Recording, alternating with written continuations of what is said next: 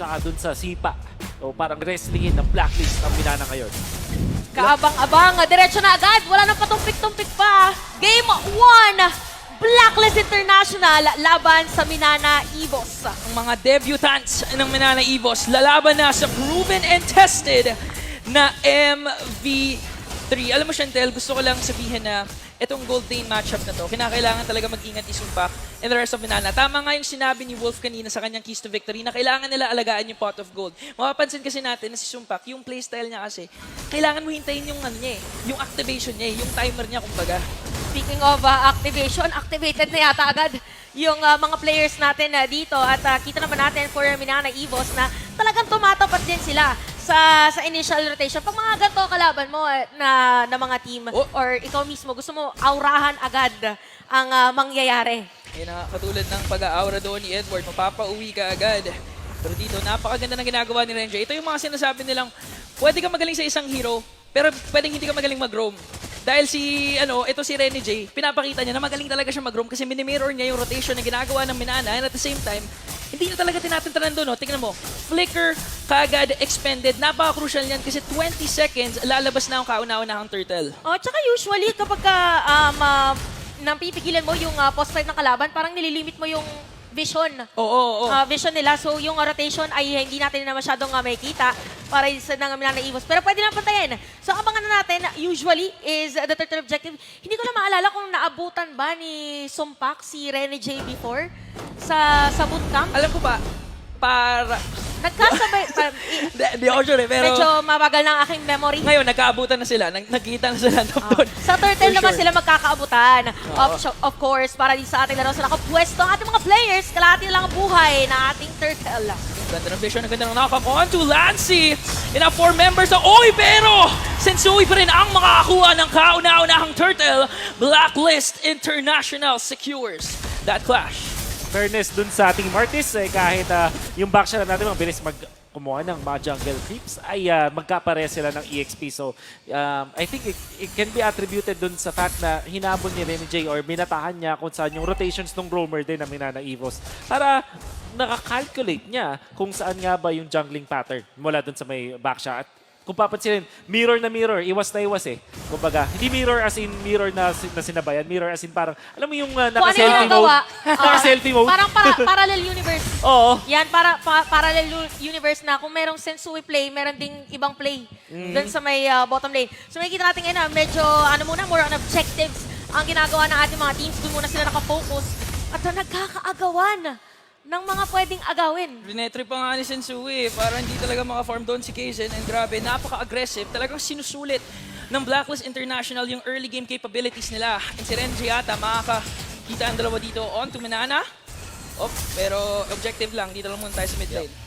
And speaking of Sumpak, na kanina i-mention natin na importante nakasecure naman siya ng kanyang Haskos agad. Pero mukhang pagtitripan siya ng mga members dito ng Blacklist. The emphasis now is the gold lane. Oo. Sakto kasi, yung keys to victory natin, parang yun talaga yung pinakakailangan talaga na mag-focus kung paano nila pipigilan. Again, Iritel to. Pagka tumakbo ang isang Iritel, ay mahirap. Speaking of tumatakbo, may marathon na makikita sa may bottom lane. Pero ang ganda ng doon. Kalmot doon ni Sensui. Na-OHEB dito. Pinalabas ang mga machine gun. Now Sensui draws the first blood. At meron pang decimation nakasabay to bring down Spider-Man's Blacklist International. Pinapakita ngayon kung ano talaga kami. Mainit. Dito si Kuya Sensui. Dumiretso agad na dalawang decimate doon sa may bottom lane for Minana Evos. Is this because na pang late game ba yung lineup nila? I don't think so. Mas maganda yung late game ng Blacklist International knowing na may irritate sila. Pero malakas yung kanilang team fight. Ang nangyari doon, sobrang MVP nung ginawa nung ni Sensui doon.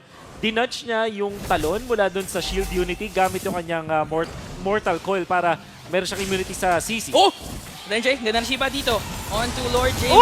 And now, Sensui talaga! Pinapakita ngayon kung sino ang tunay na hari ng jungle. It's gonna be a 4-0-0 para sa Sensui Instincts and of course, secures this turtle. Kung babalikan natin yung sinabi kanina ni Wolf bago magsimula yung laban, nakikita natin ngayon na for Blacklist International, umiinit na talaga sila dito sa ating liga. Now at 4-0, 5 minutes, and for Minana, medyo malaki ang kanilang kailangan habulin for this 5-minute game time.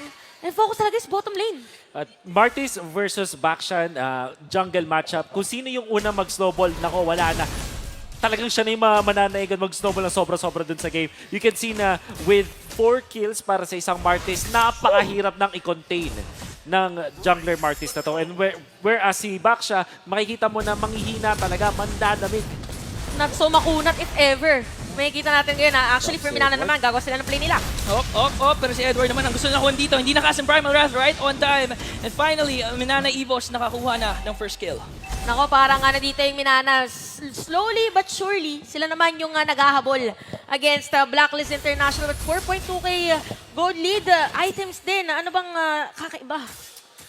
Yung bilis siguro. Kasi 5K na yung Beatrix. 3.4 kill Wow. lang yung gold day na nila. At dahil din sa ginawa ng Blacklist International, nag-focus sila dun sa may gold day na gumawa sila ng 2 ikot. Tapos merong 2 assists agad kasi si Oheb.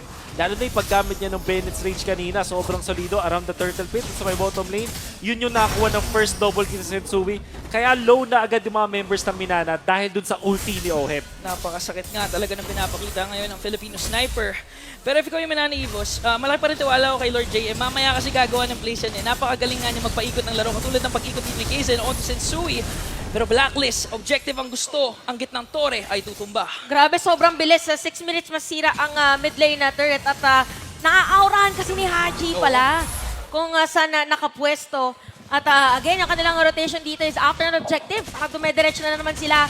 May kita ulit natin para bagong turtle magkakasalubungan. Nag-conceal nga dito, pero si Edward napigila ng initiation na gusto gawin ng Minana Evos. Hina Blacklist International, nagwawala naman talaga Lord JM. Makakatakas doon, pero sabi ni Sensui, Spider-Man, dito ka lang dahil hindi ka na makaka-uwi. Hatid pa kita. And now, Blacklist International dominating game number 1. Kazen, hindi na rin makakatakas dito dahil 4 na agents ang sumalubong sa kanya. Pero sabi dito ng Minana, meron yata silang trade na nagagawin. At makapansin ko lang para kay Sensui, parang laging by twos yung kanyang Oo nga eh. kill. Laging double kill. Double kill.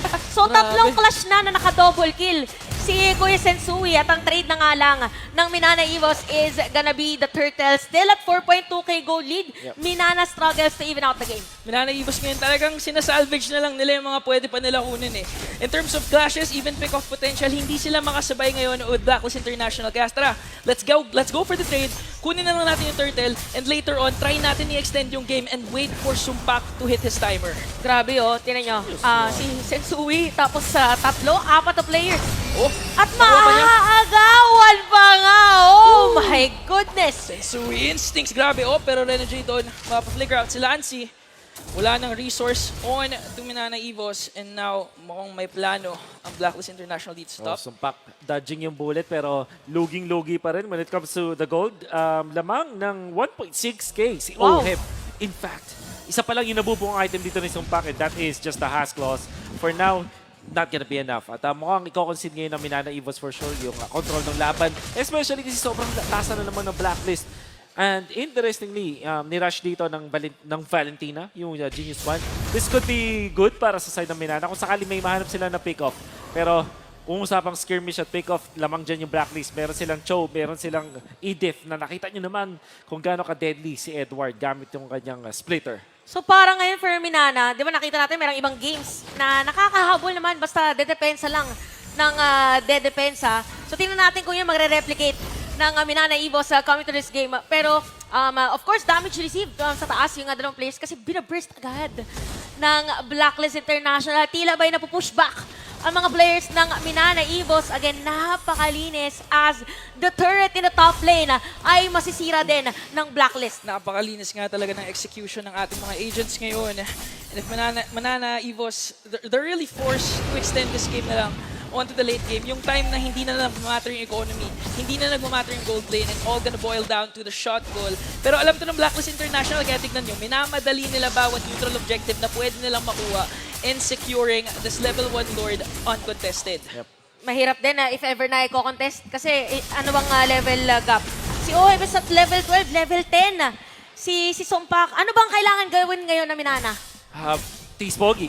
Taste pogi, no? Ang kailangan gawin... Howie Bangs muna. Howie Bangs muna. Ang pinaka-kailangan nilang gawin is maybe concede na nila yung outer turret nila. Tapos, itry nilang i-control yung mga minion wave na hindi sabay-sabay yung tatlong lanes na mag-push against them. Ang pinaka best scenario para sa Minana Evos ngayon, walang mawalang inhibitors. But when it comes to the push, for sure yung Blacklist International gamit itong Lord, makakakuha sila ng Torre. Oo, no, tingnan nyo, yung middle lane possibly makuha. At sinabi natin, di ba, usually pag First Lord ay bonus ang inhibitor turret. Pero in terms of the gold league kasi parang kaya eh. Aray! Oh! Aray! Grabe! Di ko nga napansin kung anong ginawa doon ni Owe, pero siguradong si No. Sumbak 20 seconds bago pa mabuhay ulit. Novatrix na naman yun, for sure. Oo. Haji Oheb. No look, Novatrix. Oo. Oh, fade away shot ang nakita natin, pero top lane! Oh! Ayan na nga si Hitman! And this time, Kazen ang kanyang namataan doon. Na Blacklist International objective pa rin. Makakaisa naman dito ang Minana Evos. Pero sabi ni Santui, mahabol niya doon si Kazen. Buhay na buhay pa rin ang bonus Lord. Inhibitor turrets, Blacklist International bringing every single one of them. Merong minions na Minana Evos at nag-respawn na rin ang apat na miyembro nila. Pero parang Blacklist International. Op! Magbabak na Oh, lang no! muna. Pero nakaisa pa sila doon. Isang bonus na naman ako to Spider-Mask. At Tower mukhang lock. lock Oh! tower na. Tower ang lock. Blacklist International. Tower Pero lock. nakita pa doon si Owen. And now the Wala minions. agents, walang minions ngayon. At gusto nila doon si Lord JM. Blacklist International making a statement. Isang mabilis na pagkapanalo para sa Black